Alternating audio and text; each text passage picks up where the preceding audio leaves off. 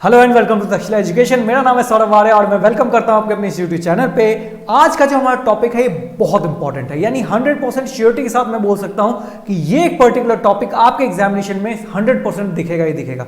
जब पहले टर्म 1 और टर्म 2 नहीं था तब भी ये चैप्टर इतना ही वेटेज लेता था। आज जब टर्म 1 और टर्म 2 है तब भी ये इतना ही वेटेज लेता है, यानी इस चैप्टर का इंपॉर्टेंस तब भी था और आज भी है। इस चैप्टर से डिफरेंट कैटेगरी में क्वेश्चन आते हैं। हो सकता है कि आपके 8 मार्क्स के एक क्वेश्चन आ जाए, एक ही क्वेश्चन होगा और वो 8 मार्क्स का होगा, या फिर ऐसा भी हो सकता है 2-2, 3-3 मार्क्स के 2 क्वेश्चन कर दिया जाए, या फिर ऐसा भी हो सकता है कि आपको सब्जेक्टिव क्वेश्चन करने पड़े, यानी कि आपको बोल देगा कि किसी भी जीएनपी को या एनएनपी को एक्सप्लेन करें, या डोमेस्टिक इनकम को एक्सप्लेन करें, नेशनल इनकम को एक्सप्लेन करें।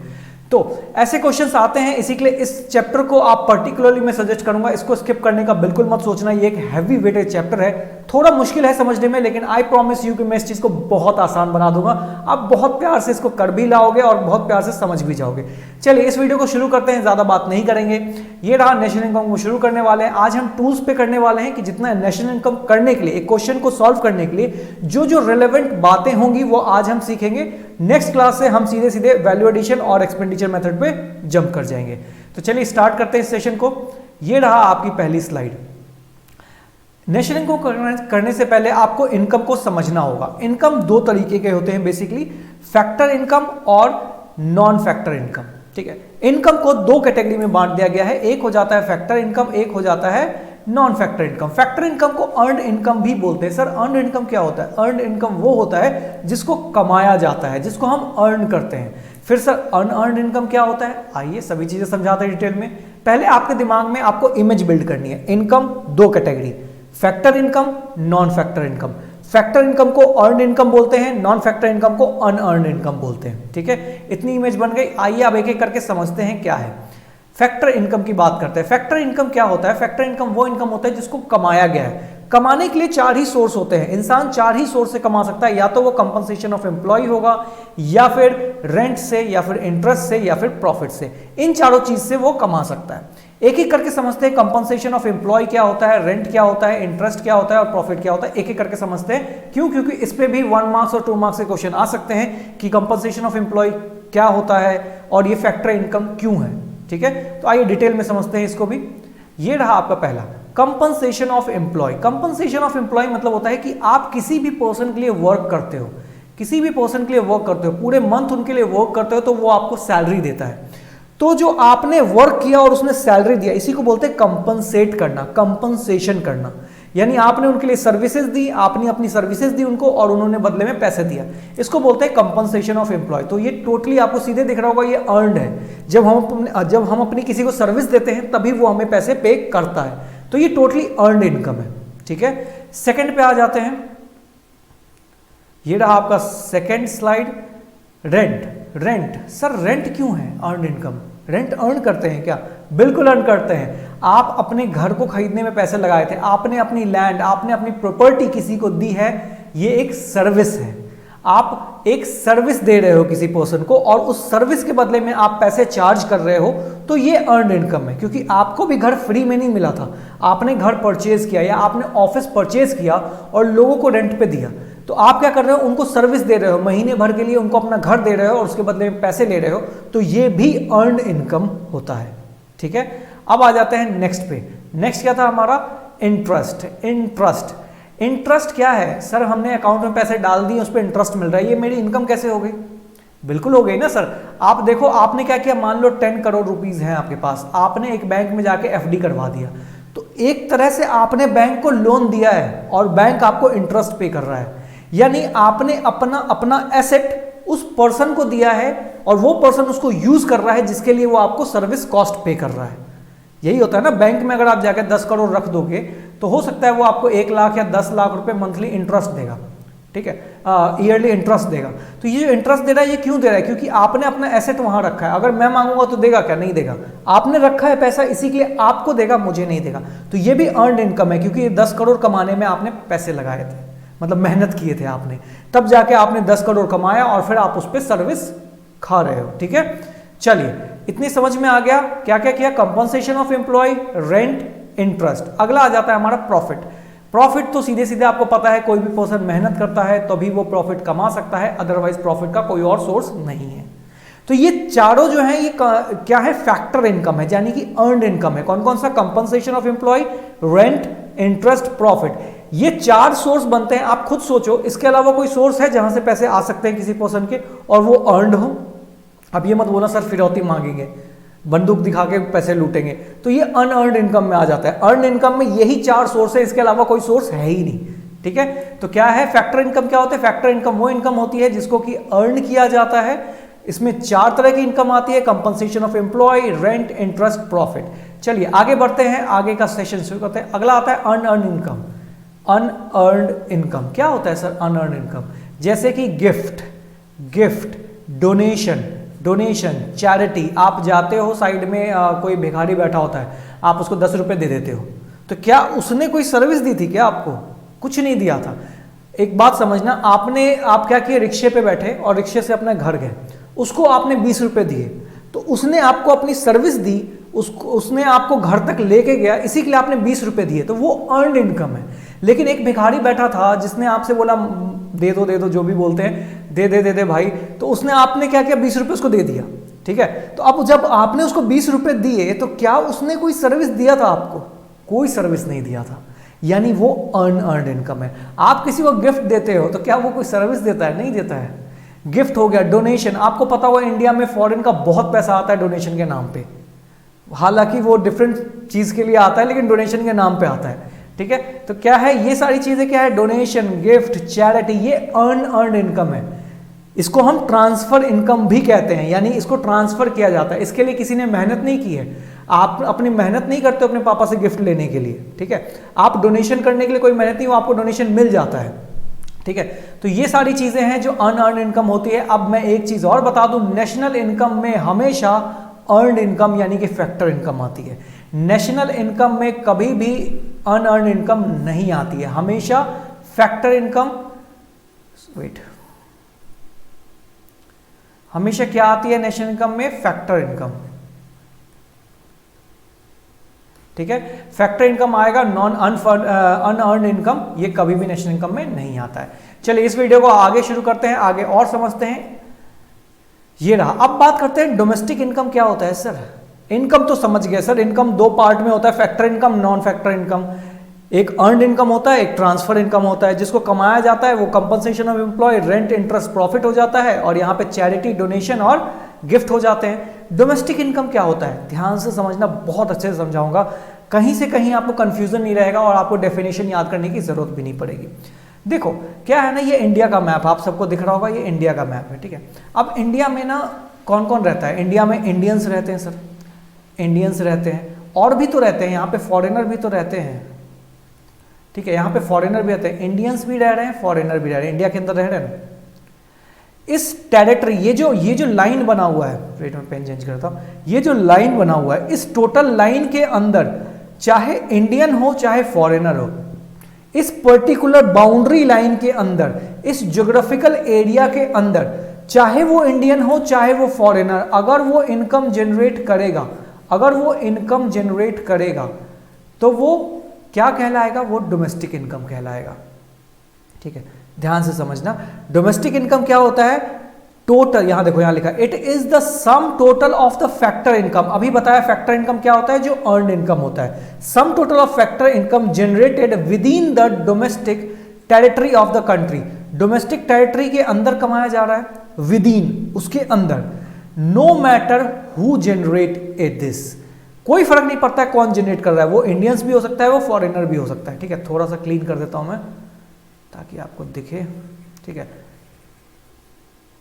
आई से इंडिया को रिप्रेजेंट करता हूं और एफ से फॉरेनर को। ठीक है, no matter who generated, Indian भी जनरेट कर सकते हैं, फॉरेनर भी जनरेट कर सकते हैं। ठीक है, इनकम रेसिडेंस और नॉन रेसिडेंस, वो रेसिडेंस हो या ना हो कोई फर्क नहीं पड़ता है। फॉरेनर ऑब्वियसली बात है, हमारे इंडिया का रेसिडेंस तो होगा नहीं, तो इस टेरिटरी के अंदर जनरेट होनी चाहिए इनकम। कौन जनरेट कर रहा है इससे कोई फर्क नहीं पड़ता है। ठीक है, यानी sum total of the factor income, factor income में फिर से वही चीज आ जाएगा, compensation of employ, rent, interest, profit. It is the sum total of the factor income generate within the domestic territory of the country is known as domestic income of the country, no matter who generated, कोई फर्क नहीं पड़ता है Indian generate करे या foreigner, बस इस boundary के अंदर होना चाहिए और वो फैक्टर इनकम होना चाहिए। क्या होना चाहिए? पहला फैक्टर इनकम होना चाहिए और बाउंड्री के अंदर होना चाहिए, ठीक है, with in the territory and factor income, तो वो अपने आप क्या बन जाएगा? डोमेस्टिक इनकम बन जाएगा। समझ में आया? Domestic income is the sum total of the factor income generated within the domestic territory of the country no matter who generate it, it is residence और non residence doesn't matter. Okay, now move to the next topic, national income. Sir ये सब तो समझ में आया domestic, फिर national क्या होता है? नेशनल इनकम में थोड़ी सी चीजें बदल जाती हैं, ठीक है, थोड़ी सी चीजें बदल जाती है। अच्छा पहले मैं बता दूं, ये इंडिया का मैप है, ये तो आपको पता ही होगा, ये जर्मनी का मैप है और ये स्पेन का मैप है, ठीक है, ये स्पेन का मैप है। अब सर आपने तीन तीन मैप क्यों ले लिया? बात समझो मेरी बात। क्या है ना, मैं जी से जर्मनी को रिप्रेजेंट करूंगा, आई से इंडिया को रिप्रेजेंट करूंगा, एस से इसको रिप्रेजेंट करूंगा, ठीक है। अब बात समझना, अभी फॉर्मूले डेफिनेशन वगैरह मत पढ़ो। अब क्या है ना, इंडिया में इंडियंस भी रह रहे थे, ठीक है, इंडियंस भी रह रहे थे, इंडिया में जर्मनी के लोग भी, मैंने तीन ही कंट्री लिया, बहुत कंट्री के लोग रहते, ठीक है, और स्पेन के भी लोग रह रहे थे, ठीक है, यहाँ पे स्पेन के लोग भी रह रहे थे प्लस इंडिया के लोग भी रह रहे थे, और भी कंट्री के रहेंगे बट हमें मतलब नहीं है, ठीक है। यहाँ पे जर्मनी के लोग भी रह रहे थे और यहाँ पे भी इंडियन के लोग भी रह रहे थे। अब समझना मेरी बात, नेशनल इनकम का मतलब क्या होता है? नेशनल इनकम का मतलब होता है कि सिर्फ इंडियन ही जो पैसा जनरेट करेगा वही, यानी अगर मैं शॉर्ट में बताऊं, मैं आपको पेन फिर से सिलेक्ट कर लेता हूं, कुछ अच्छा सा पेन दिख जाए, चलो ये लेते हैं ब्लू, ठीक है।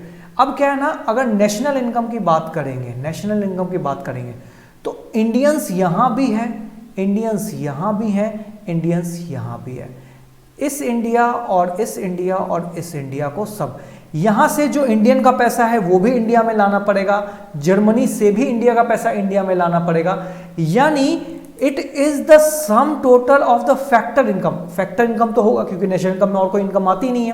Factor income accruing to the normal residence of the country, यानी कि जो भी रेसिडेंस, ये इंडिया, जर्मनी में कुछ लोग रह रहे होंगे जो इंडिया के रेसिडेंस हैं, जो हैं तो इंडियन लेकिन रह जर्मनी में रहे, ठीक है, जैसे कि एम्प्लॉयमेंट वीजा पे जाते हैं, तो उन सब का इनकम उठा के अपनी कंट्री में लाना पड़ेगा, ठीक है।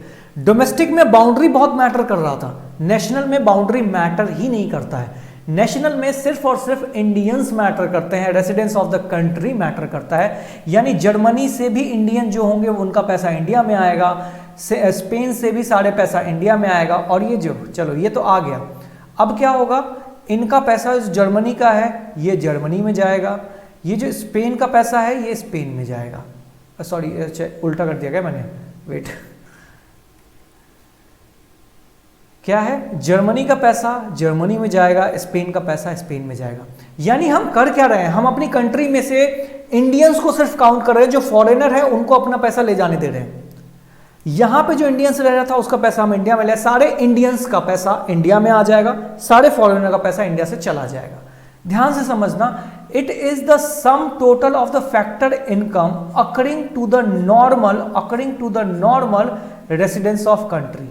पहले वाले में डोमेस्टिक में क्या था, फैक्टर था और बाउंड्री था, यहां पे नॉर्मल रेसिडेंस होना चाहिए, ठीक है। दूसरी चीज, no matter where this income is generate, कोई फर्क नहीं पड़ता है कहां जनरेट हो रहा है, ये चाहे स्पेन में जनरेट हो चाहे जर्मनी में जनरेट हो, कोई फर्क नहीं पड़ता है, बस फर्क इस बात से पड़ता है कि वो इंडियन है तो उनका पैसा उठा के इंडिया में ले आओ। क्या इतनी बात समझ में आ रही है? यानी एक बारी फिर से मैं आपको रिवाइज करवा देता हूं, चलो देख लें। वेट, यहां क्या था, it is the sum total of the factor income generate within the country, within the domestic territory of the country, no matter who generated. कौन जनरेट करता है, इंडियन है फॉरेनर है, कोई फर्क नहीं पड़ता है।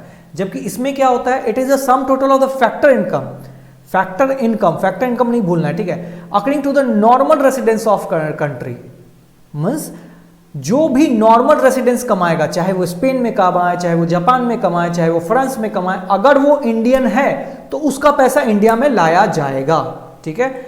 No matter where it is generated, कहां जनरेट किया जा रहा है उससे कोई फर्क नहीं पड़ता, चाहे वो फ्रांस हो, स्पेन हो, जर्मनी हो, अमेरिका हो, कहीं भी जनरेट किया जा रहा है, इंडियन का पैसा इंडिया में ही आना चाहिए और फॉरेनर का पैसा फॉरेन में जाना चाहिए, ठीक है। तो हम क्या करते हैं, हम अपनी कंट्री में से इंडियन को छांट लेते हैं, इंडियन का पैसा इंडिया में ले आते हैं और जितनी भी जर्मनी और स्पेन के पर्सन होते हैं इनका पैसा अपनी कंट्री से हटा देते हैं, इनका पैसा यहाँ भेज देते हैं और स्पेन का पैसा स्पेन में भेज देते हैं। तो क्या ये बात आपको समझ में आई? मैंने कोशिश किया सिंप्लीफाई करने की, अगर आपको समझ में आई तो अच्छी बात है, बाकी नहीं तो अगर नहीं आया तो कमेंट में बताना, मैं फिर से समझा दूंगा। आइए चलते हैं फॉर्मूले की बात करते हैं थोड़ा सा। कुछ फॉर्मूलेज हैं, इससे ना आपको निकालना आना चाहिए, जैसे कि GDP gross domestic product at market price, NDP-MP net domestic product at market price. अब इसको समझना क्या होता है, ग्रॉस, यहां देखो इतनी सी पार्ट तो सेम है इन दोनों में, ठीक है, एक एक चीज को सॉल्व करेंगे, इतना पार्ट सेम है, सिर्फ ग्रॉस को नेट में बदला गया है, ग्रॉस को, अरे दिखाई नहीं, सिर्फ ये तो पार्ट बिल्कुल सेम है, ठीक है, DP-MP सिर्फ ग्रॉस को क्या किया गया है, नेट में चेंज किया गया है। तो जब ग्रॉस से नेट पे जाते हैं ना, कोई अंदाजा, ग्रॉस मतलब क्या होता है, एक अंदाजा, नेट मतलब होता है एग्जैक्ट, ग्रॉस से नेट पे जाते हैं तो माइनस डेप्रिसिएशन कर देते हैं, ठीक है, ग्रॉस से नेट पे जाएंगे तो माइनस डेप्रिसिएशन, नेट से अगर हम ग्रॉस पे जाएंगे तो प्लस डेप्रिसिएशन। क्या इतनी बात समझ में आ रही है? यानी अंदाजे से एग्जैक्शन पे जाने के लिए हमें डेप्रिसिएशन हटाना पड़ता है, ठीक है, ग्रॉस से नेट पे जाने के लिए डेप्रिसिएशन को लेस कर देंगे और नेट से ग्रॉस पे जाने के लिए डेप्रिसिएशन को ऐड कर देंगे, ठीक है। अब बात करते हैं, देखो ग्रॉस से नेट पे आ गया, यानी कि नेट तो सेम हो गया, ये सेम है, इसमें ये भी सेम है, ये भी सेम है सर, ये भी सेम है, तो हमें कुछ देखना ही नहीं है। चेंज किसको करना है, डोमेस्टिक को नेशनल में लाना है, डोमेस्टिक को नेशनल में लाना है, ठीक है। और देखो डोमेस्टिक को नेशनल में ले जाना है तो क्या करेंगे, डोमेस्टिक से नेशनल में जा रहे हैं, डोमेस्टिक से नेशनल में जा रहे हैं तो प्लस NFIA कर देंगे। अब सर ये NFIA क्या है, बहुत अच्छी बात होता है, आपको नहीं पता है तो मैं अभी आपको समझाऊंगा, बस थोड़ा सा पेशेंस रखिए, ठीक है। NFIA क्या है, हम क्या करेंगे, डोमेस्टिक इनकम जाना हमने, उससे नेशनल पे जाना है तो हमें NFIA को ऐड करना होगा, और नेशनल से डोमेस्टिक पे आना है तो रिवर्स माइनस NFIA करना होगा, ठीक है। ग्रॉस से नेट पे गए तो क्या किया हमने, डेप्रिसिएशन को लेस कर दिया, डोमेस्टिक से नेशनल पे गए तो NFIA को ऐड कर दिया, ठीक है। अब देखो NN यहाँ भी सेम है, NNP यहाँ भी सेम है, ठीक है। चेंज कहाँ हो गया, सिर्फ FC से, अच्छा यहाँ पे MP लिखना था, सॉरी, यहाँ पे MP होगा, ठीक है। MP से क्या हो गया, MP से FC हो गया, ठीक है, MP से FC हो गया। MP मतलब क्या होता है, मार्केट प्राइस, FC मतलब क्या होता है, फैक्टर कॉस्ट, मार्केट प्राइस। अब क्या है ना, मार्केट से फैक्ट्री पे जाने के लिए, ऐसे समझना, मार्केट रेट से फैक्ट्री रेट पे। अब आपको पता होगा ना मार्केट में क्या होता है, अगर एक कॉपी आपको 100 रुपए की मिल रही है, एक बुक आपको 100 रुपए की मिल रही है, तो फैक्ट्री में उसका रेट मुश्किल से मुश्किल 90 रुपए होगा या 80 रुपए होगा, ठीक है। तो क्या होता है, मार्केट से फैक्टर पे जाने के लिए आपको माइनस NIT करना होता है, नेट इनडायरेक्ट टैक्स। NIT क्या है सर, ये भी समझाएंगे, डोंट वरी, ठीक है। और FC से MP पे जाने के लिए आपको क्या करना पड़ता है, फैक्टर से मार्केट पे जाने के लिए आपको प्लस NIT करना होता है। डोंट वरी, अगर थोड़ा बहुत भी आप कंफ्यूज हुए हो तो कोई बात नहीं, मैं भी समझाऊंगा क्या है। इतना तो क्लियर है, ये फर्स्ट वाला पॉइंट सभी को क्लियर होगा, सेकंड में और थर्ड में थोड़ा डाउट होगा, यानी कि डेप्रिसिएशन ऐड और लेस होता है, ये बात सभी को पता होता है, आगे चल के डाउट हो जाता है। तो चलिए इसके में आगे बात करते हैं, NFIA वगैरह क्या होता है। ये रहा NFIA, देखो क्या है, NFIA का मतलब होता है net factor income from abroad, यानी कि अब्रॉड से आया हुआ पैसा। आपको पता है डोमेस्टिक में क्या हुआ था, सिर्फ और सिर्फ बाउंड्री के अंदर की बात हुई थी, इंडियन भी थे और फॉरेनर भी थे, ठीक है, सिर्फ कंट्री के अंदर। जबकि नेशनल में क्या हुआ, नेशनल में हमने फॉरेनर को भेज दिया उसकी कंट्री, और उसकी कंट्री में जो इंडियन थे उसको ले आए अपनी कंट्री में, ठीक है। तो हमने क्या किया, यही तो किया है, income to abroad minus income from abroad. Income to abroad, India से जो पैसा, इंडिया को जो पैसा आया है, मान लेते हैं यहाँ पे फॉरेनर की कंट्री से इंडिया को 100 रुपये आया है, और इनकम फ्रॉम अब्रॉड, हमारे यहाँ से भी तो फॉरेनर कुछ ना कुछ पैसे ले गए ना, हमारे यहाँ से तो मानते हैं 80 ले गया, ठीक है। यानी इंडियंस, हम भारतीय बाहर की कंट्री में जाके 100 रुपये कमा के लाएं, और जो फिरंगी हैं वो हमारी कंट्री में आके 80 रुपये कमा के वापस ले गए। तो तो ये ही होता है net factor income from abroad. ये बनता है income to India minus income from India. यानी आप अगर इसको लेस कर दोगे तो क्या हो जाएगा 20, यही हो गया आपका NFI। कितना इंडिया में पैसा आया है माइनस कितना इंडिया से पैसा गया है, income to India minus income from India. तो यही बन जाता है हमारा NIT। अब आपको समझ में आ रहा होगा, ठीक है, समझ में आ रहा है। चलो और समझ लेते हैं क्या है NIT क्या होता है सर, नेट इनडायरेक्ट टैक्स। अब सोचो एक मान लो ये था फैक्ट्री था, ठीक है, एग्जाम्पल लेते हैं, फैक्ट्री है और यहाँ पे मार्केट है, ठीक है। अब क्या है ना, आपकी फैक्ट्री है मान लो, ठीक है, आपकी फैक्ट्री है, आप यहाँ से मस्त खुशी खुशी निकले, यहाँ से चलते गए, आप जा रहे थे मार्केट में बेचने के लिए। आपका मान लो 100 रुपये का कॉपी होता है, ठीक है, 100 रुपये का कॉपी होता है, आपने उस पर MRP 120 रुपये आप मार्केट में बेचने चले गए, ठीक है। 100 रुपये का आपका प्रॉफिट सब चीज़ लेके 100 रुपये का था, तो आपने बोला 100 रुपये का है तो बेच देते हैं। आपका मैन्युफैक्चरिंग 80 का होगा, आपने 20 रुपये अपना प्रॉफिट लगाया, 100 रुपये का आप कॉपी बेचने निकले। जैसे ही आप फैक्ट्री से निकले, बीच रास्ते में मोदी साहब आ गए, मोदी साहब कूदते हुए आ गए। मोदी साहब ने बोला क्या कर रहे हो, आपने बोला कॉपी बेचने जा रहा हूँ। तो कॉपी बेच रहे हो, कहाँ बेच रहे हो, तो आपने बोला इंडियन मार्केट में बेचने जा रहा हूँ। तो उन्होंने बोला बेटा ऐसा है कि मार्केट में बेचोगे तो हमें टैक्स भरो। यानी सरकार ने क्या बोला, टैक्स लगा दिया। अब बोला कितने की कॉपी है, आपने बोला 100 रुपये की, 10 रुपये टैक्स लगा के मार्केट में बेचो।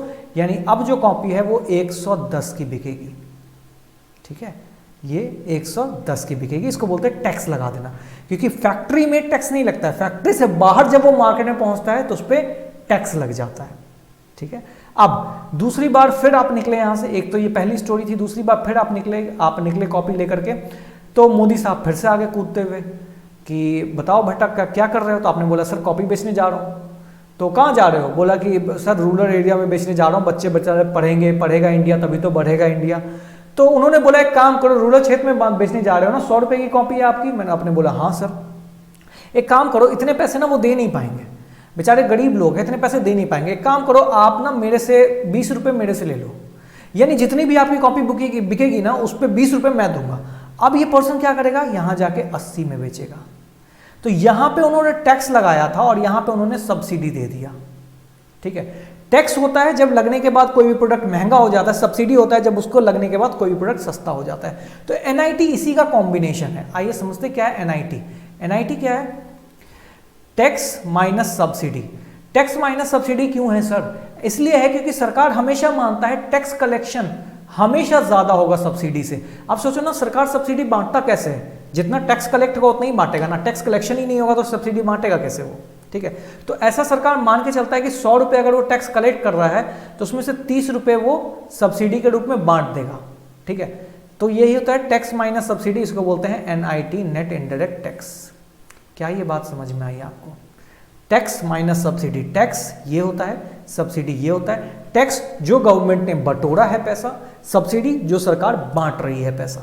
क्या ये बात क्लियर है, दोनों चीजें। अब आइए एक बारी और फॉर्मूला देख लेते हैं ताकि आपको क्लियर हो। फॉर्मूला बहुत इंपॉर्टेंट है, ऐसा कुछ याद नहीं करना है आपने। कहाँ गया ना स्लाइड, ये रहा, ठीक है। याद वगैरह मत करना, आपको पता है ग्रॉस से नेट पे जाने के लिए अंदाजे से एग्जैक्ट, नेट मतलब एग्जैक्ट पे जाने के लिए माइनस डेप्रिसिएशन कहते हैं, और यहां से वापस आने के लिए प्लस डेप्रिसिएशन करते हैं। यानी नेट से ग्रॉस पे जाने के लिए प्लस डेप्रिसिएशन। अब आपको पता है यहां पे डोमेस्टिक से नेशनल पे जा रहे हैं, डोमेस्टिक से नेशनल पे जा रहे हैं तो प्लस NFIA हो जाएगा, और नेट से अगर डोमेस्टिक पे जाएंगे तो माइनस NFIA होगा। मैं रिक्वेस्ट करूंगा याद करने की बिल्कुल भी कोशिश ना करें, अगर आप करोगे तो आप कहीं के नहीं रहोगे पेपर में। और ये प्रूवन है, मैंने देखा है खुद के टाइम पे और बच्चों को देखा है मैंने कि अगर आप याद करके जाओगे तो कभी नहीं कर पाओगे, ठीक है। बात करते हैं यहाँ पे, पहले तो MP कर लेते हैं, नहीं तो आप पकड़ लोगे। MP से FC, मार्केट से फैक्टर पे जाएंगे तो सरकार क्या करेगी, टैक्स लगा देगी, तो लगा दो। मार्केट से उस पे जाएंगे तो क्या होगा, टैक्स लेस करना पड़ेगा, माइनस NIT करना पड़ेगा। मार्केट से फैक्ट्री जा रहे हैं वापस, तो मोदी साहब को गिराएंगे ना जो बीच में चढ़ गए थे हमारे गाड़ी पे। मार्केट से फैक्ट्री पे जा रहे हैं तो जो मोदी साहब थे उनको बीच रास्ते में गिराना पड़ेगा कि भैया हम फैक्ट्री जा रहे हैं, अब क्या फैक्ट्री पे भी टैक्स लगाओगे हमारे। और जब हम फैक्ट्री से मार्केट के लिए निकलेंगे तो मोदी साहब वापस कूद के चढ़ जाएंगे, तो प्लस NIT करना पड़ेगा। यानी फैक्ट्री से मार्केट के लिए निकले तो प्लस NIT, और मार्केट से फैक्ट्री के लिए गए तो -NIT।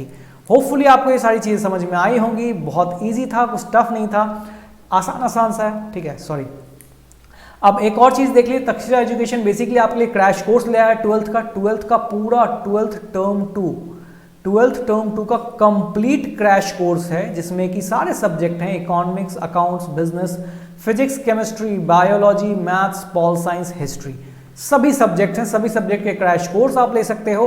बहुत ही इफेक्टिव क्रैश कोर्स हैं। इसमें हम CBSE तो कवर कर ही रहे हैं, साथ में CUCET यानी central university common entrance test, इसको भी कवर कर रहे हैं, जिसके बेसिस पे आपका कॉलेज में एडमिशन होना है।